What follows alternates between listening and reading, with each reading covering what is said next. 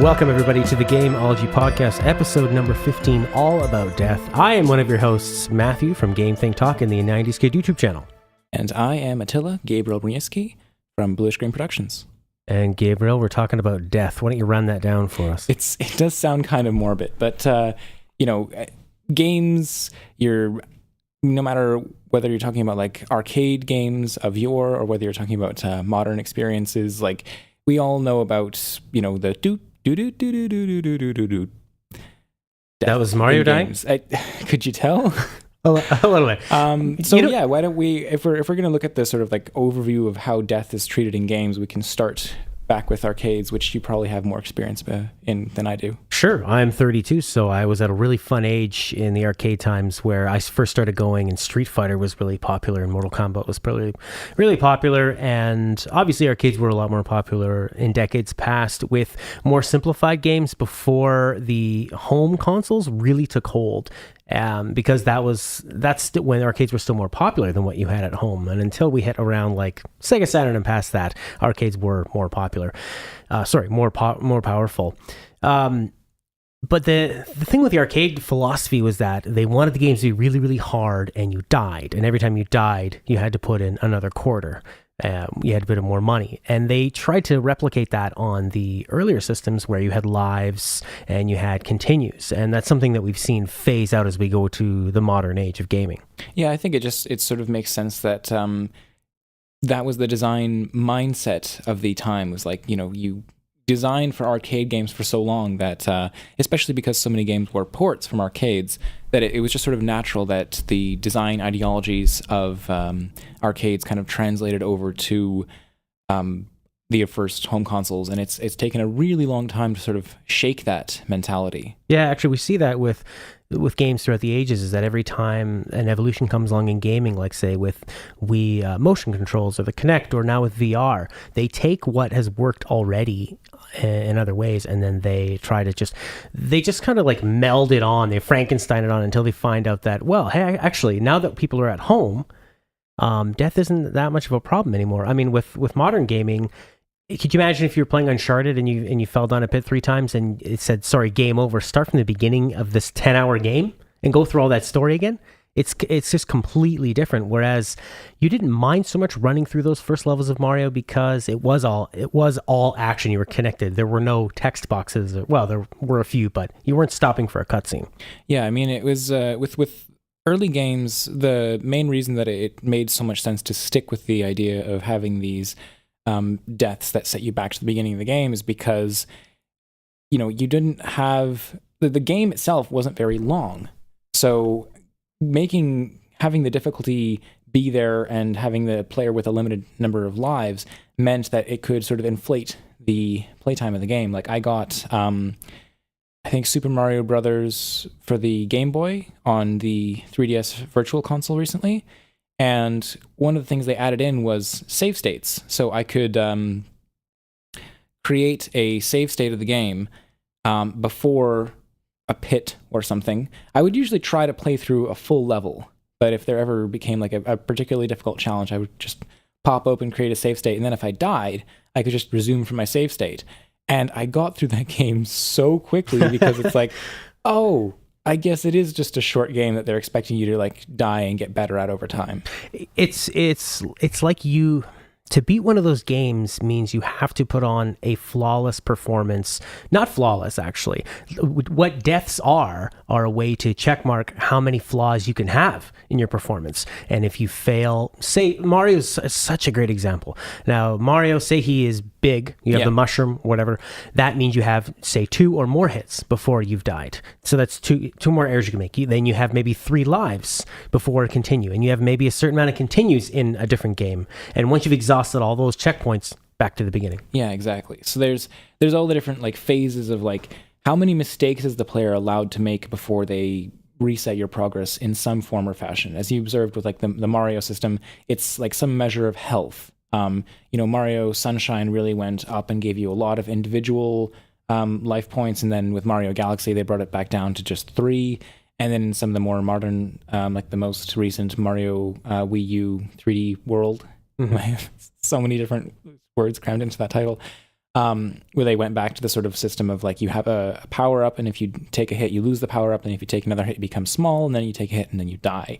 And I think Mario games are an example of where like death just really doesn't make, not death, but the concept of a game over just doesn't make sense anymore. Like why would you necessarily have to lose all your progress? Like if you die in a Mario game, right? You hit 0 lives. That means you don't restart your checkpoint in level, and you go back to the last either castle or fortress that you defeated, and you have to play through those levels all over again until you get back to where you were. I just don't see any reason for that anymore. I'll tell you one example, and I still don't think it's a good enough reason to bring that system back, but I was watching one of Game Informer's first Super Replays, and it was of Mario 3, and they got to the very, very last level. Yeah. And they were down to like just a few lives. And the suspense that came with that, because it wasn't a matter of time. It wasn't just keep going. It was, you have this many chances. It's akin to putting on a live play or something. I mean, you can go out there and there is not a lot of room for error. You need to nail this for 2 hours. Straight. And video games offer more room for error than a live play, obviously. Yeah, no, I know exactly what you mean by that. Like, it's the difference between seeing a recorded performance of a movie versus seeing an actor live on stage. It's much more impressive to see somebody nail that performance. But I think that that's a challenge that players can take on themselves, and it's not necessarily a challenge that the game needs to demand of them. Do you know what I mean? Oh, absolutely. I don't want it to ever go back to that. I like how it is just fine now, and you should have the option to go back to the earlier levels if you want to. And I mean, with the latest Mario games, they do have that. You can backtrack as much as you want if you ever really needed to. But yeah. It's been an evolution for the good, as far as I'm concerned, for death. Now, how do you approach death and failure in some of the games that you've been working on, Attila? So most recently, when I put out Sarnok Fortress, you basically have an unlimited number of lives. When you die, when you run out of health in the game, you respawn at the last door that you went through, and the levels themselves are never very large, so those checkpoints are relatively frequent. The only penalty associated with death is the fortress that you're on either gets closer to your home planet or destroys a little bit more of it. So it's a, sort of an external motivator for the player to not fail, to just try to get through the game without dying as much as possible, because it's a slight traversal penalty, and it's a slight sort of like lore penalty. Depending on what your difficulty you're playing on, there's a more significant penalty. But really, I don't know. I've got an idea to sort of create like a gauntlet mode in the game where you have to go through it every level one at a time, and there's that lore justification for dying is not there anymore. But even then, I don't think I'd introduce a fixed number of lives for all the reasons I touched upon with Mario. It just doesn't make sense to limit the player in that sense. Like, just, every time you beat a level, that's it. That's your checkpoint. Why should I ever take that away from you? Having the deaths influence the narrative part of it and the story and your impact on the game, I think is a really smart way to go about it. I'm thinking of some other ways where death, or say permadeath, has been brought back into fashion and uses roguelikes at XCOM. Yeah. Now, yeah. All I was going to say is, like, with the roguelikes, it makes sense because essentially every time you play the game, it's generating a new world, right? So the best way to get the player to experience more than one world is for death to be permanent and for you to have to start from scratch. But those games are designed from the ground up with that kind of thing in mind. And with XCOM, it's a bit more interesting because you have your individual soldier units. I mean, I can let you explain it if that's what you're about to do. Yeah, I mean, with XCOM, you do have the individual soldier units, and as they die, they're gone for the rest of the game. So XCOM, the draw of the story has never been the actual traditional story. It's been the story that you create, where you have a soldier who takes a shot, and maybe they just make a crazy good shot. They on the imaginary dice, they roll all sixes, and that guy or girl becomes a hero, and they have that story attached to them, and they level up, and they become one of your go-to weapons. And then later on in that game, when they get taken out by maybe a lucky blast or something happens, or maybe they heroically die, that's something that sticks with you And especially when you name them after your pets or your friends. Oh no! But Yeah. that's the thing is, so that's where permadeath in that sense makes a lot of sense and can make it a lot more interesting. Yeah, I completely agree. I I don't want to be coming out of the gate saying that like death doesn't belong in games anymore. I tried to make a game. One of the Game Jam games I made was When We Were Young, and that I designed to be an experience without death. It was just a like happy world where everything is bright and colorful, and there is no cause of death in the game. Now, what I realized is that even though it's like nice and comforting and it's fun to just sort of explore the world, there are certain challenges in the game, collecting these little treasure chests that you need to beat the very short experience that it is, where the game would actually be improved if I added in player death, because there are certain jumps that are just really tricky to make, and because there's no death, if you fail that jump, you just fall to some other part of the stage, and you have to climb back up to that jump and then attempt it over again. And if I were to insert a little like death condition, not necessarily, it doesn't have to be death per se, it could just be like a sort of auto teleport. But if I had inserted something like that, it would have made it the iteration time on trying that jump that you failed at much less. It would have been a lot easier to get back to the point where you failed. You don't have to just do the whole like walk of shame to get all the way back up there. Games are such an interesting medium because to make a game and to try to make a compelling experience to be playing it is like showing someone a movie and then having them rewind a little bits and then watch a bit and then rewind a bit and then skip forward and then maybe they didn't even see that part of the movie. I mean, games are just this malleable, movable, organic experience that relies so much on interaction, and you might think you've made the most interesting thing in the world, but you're right, something as simple as having to climb all the way back up. I mean, everybody likes going down the hill in your toboggan. We're in Canada, by the way. But nobody likes pulling that thing up to the top. I mean, in Uncharted, sometimes I will kill them because it's hilarious and there's no penalty and it's not like Dark Souls. I'm not going to lose any currency. I don't have to wait for a loading screen. And it's funny as hell when these guys are engaged in this like really expensive conversation between Troy Baker and the other guy that's in every game. And then just to drive them off a cliff to their death and just listen to them scream in their Jeep. It's kind of the same things I liked about GTA, just experimenting and messing around. And that is something that, I mean, to mess around with death, like Braid nailed it with the rewind mechanic. Yeah. It was like, well, why don't you just have people back up? Because we're all just trying to make attempts at something. And when we fail, it's like, how fast can we get back and try again? Yeah, exactly. Like it's, if you want to approach a game and go through the whole thing and go for perfection, that should be a goal that you take on yourself as the player. It shouldn't necessarily be something that the game is demanding that you do just to experience more of the game.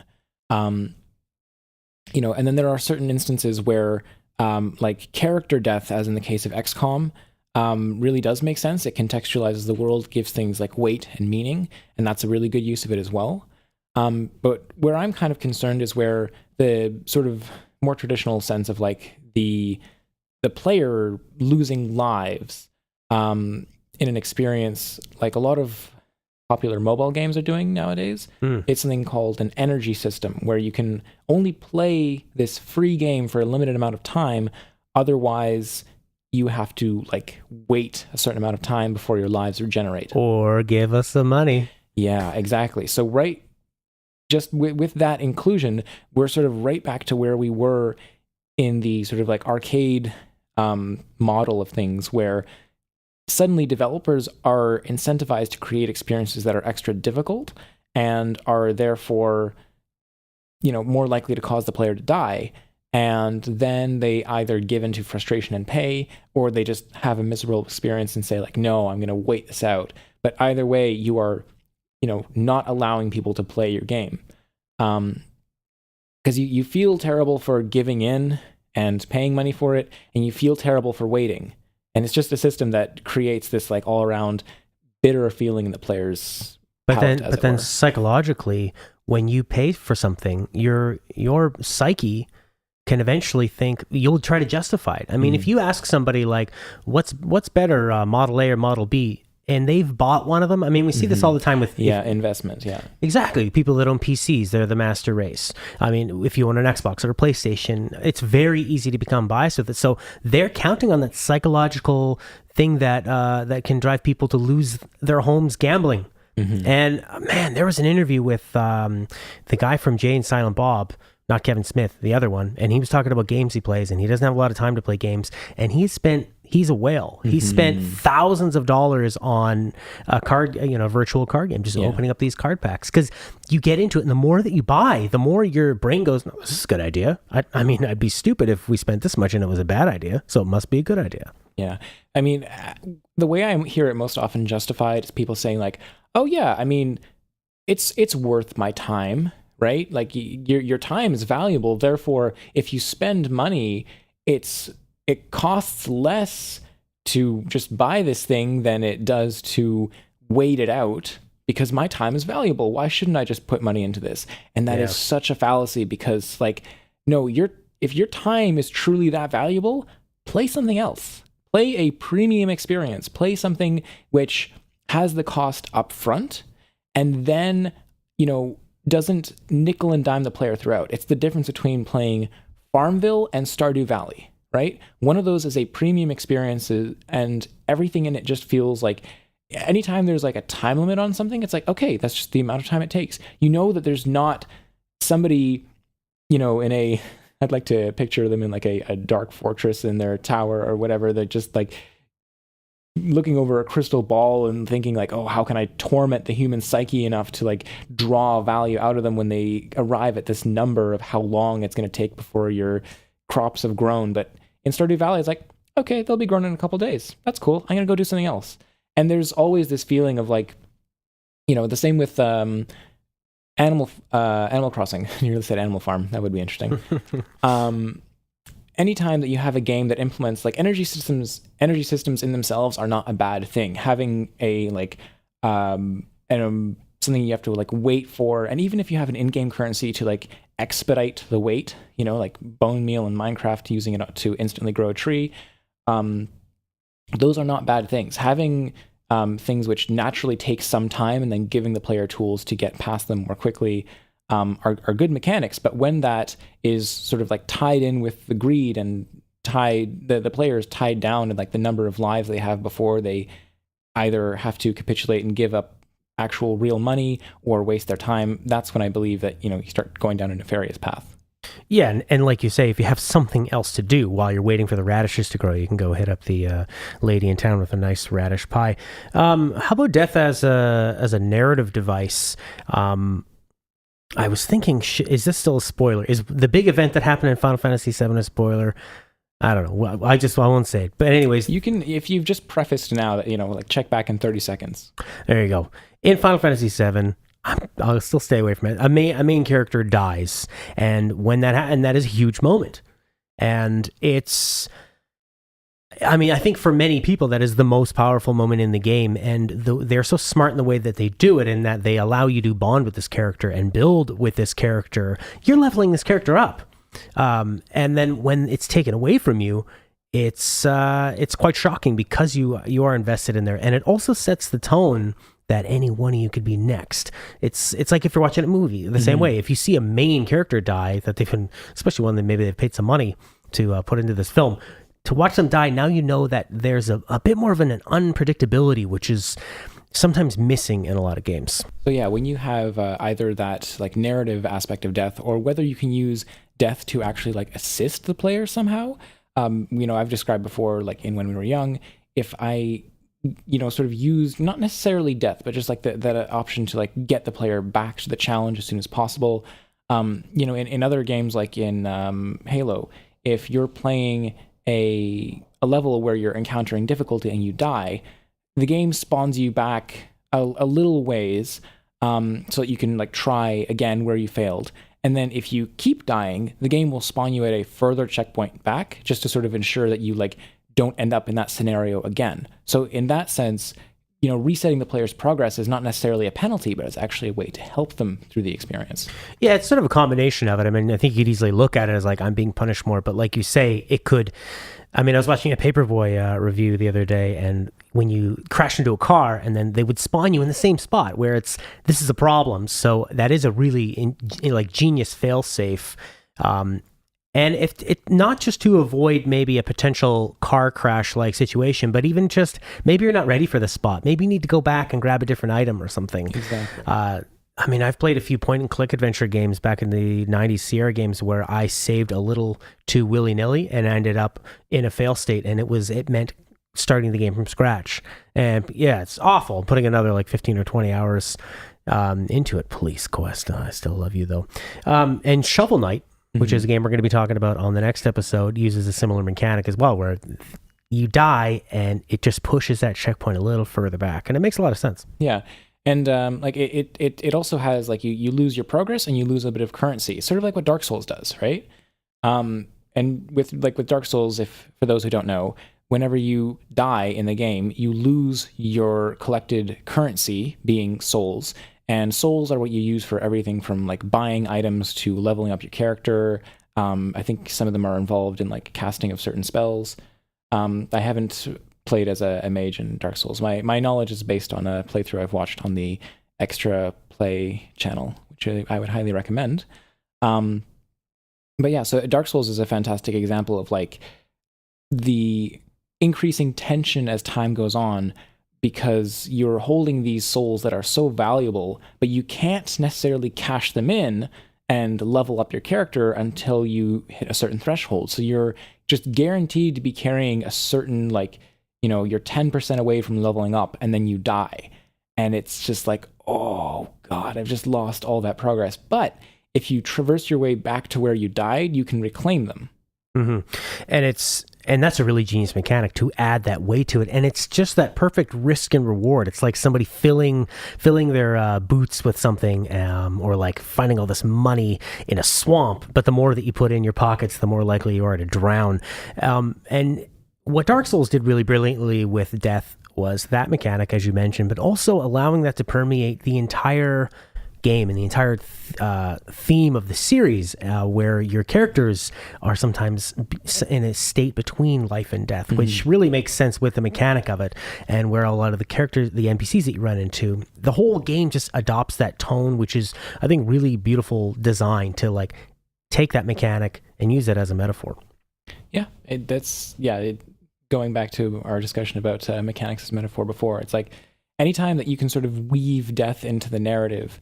I don't count Zarnok Fortress in that. Just because that there is a narrative penalty does not mean that death necessarily has that meaning. But Dark Souls does a great job at it. I'm sure we can all think of examples where death is done well in games, and it's just important to understand where it feels like death has become sort of antiquated, and where it feels like permanent penalties, such as like actual game overs, just aren't necessary anymore.